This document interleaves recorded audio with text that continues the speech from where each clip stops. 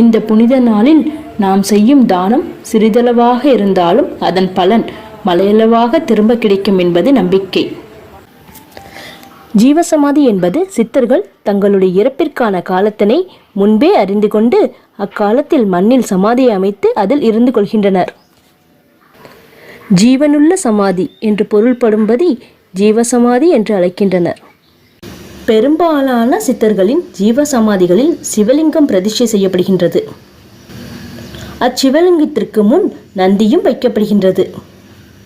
பின் நாட்களில் சித்தர்களின் சிஷியர்கள் விரும்பி அந்த நந்தியின் கீழ் சமாதியாக்குகின்றனர். 18 சித்தர்களின் ஜீவசமாதிகள். திருவனந்தபுரத்தில் அகஸ்திய சித்தர், திருப்பதியில் கொங்கனார் சித்தர், மதுரையில் சுந்தரனார் சித்தர், கரூரில் கரூரார்